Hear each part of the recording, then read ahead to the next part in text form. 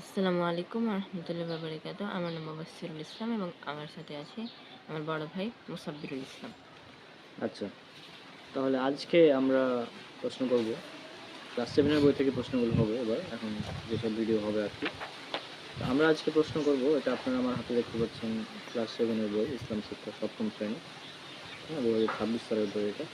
তাহলে আমি প্রশ্ন শুরু করছি এখন, হ্যাঁ? বলো, কুফর কাকে বলে? ইসলামের বিষয়সমূহের কোনো একটির প্রতি সম্পূর্ণ বা আংশিকভাবে অবিশ্বাস করাকে কুফর বলে। হ্যাঁ। আর যে কুফর করে তাকে কি বলা হয়? তাকে বলা হয় কাফির। হুম। কুফর শব্দের অর্থ কি? কুফর শব্দের অর্থ হচ্ছে অবিশ্বাস করা।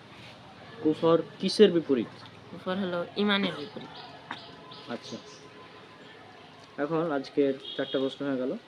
লাস্ট কোশ্চেন আমরা করছি, সেটা হচ্ছে কুফরের বিভিন্ন দিক রয়েছে।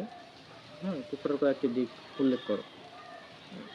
তো আল্লাহ তাআলাকে অস্বীকার করা, তারপরে ইমানের অন্যান্য মৌলিক বিষয়গুলোকে অস্বীকার করা, তারপরে হচ্ছে হালাল জিনিসকে হারাম বলে বিশ্বাস করা আর হারাম জিনিসকে হালাল বলে বিশ্বাস করা, আর ইসলামের ফরজ ইবাদতগুলোকে অস্বীকার করা।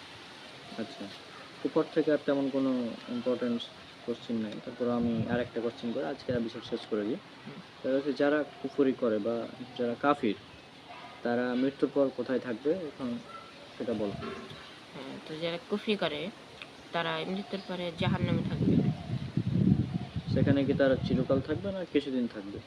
সেখানে তারা চিরকালই থাকবে। এটা কোন সূরায় বলা হয়েছে? এটা বলা হয়েছে সূরা আল বাকারা সূরা নম্বর 2 আয়াত নম্বর 39। হুম।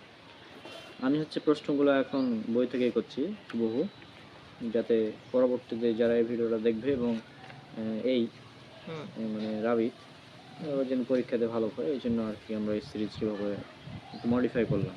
হুম। হুম তো বইয়ের মধ্যে যদি কোনো ভুল ত্রুটি থাকে আমি সেটা সংশোধন করে দিব, সমস্যা নেই। হুম হুম। আপাতত কোনো ত্রুটি নেই। আপাতত কোনো সমস্যা নেই এই পর্যন্ত যা দেখলাম। তো আমাদের তাহলে পার্ট 10 কুফর কমপ্লিট হয়ে গেল। এরপরে পরবর্তীতে আমাদের পার্ট হচ্ছে সির্ক, যেটা নিয়ে আমরা পরবর্তী ভিডিও বানাবো ইনশাআল্লাহ। হুম। আজকে আমরা বিদায় নিচ্ছি। আসসালামু আলাইকুম ওয়া রাহমাতুল্লাহি ওয়া বারাকাতুহু।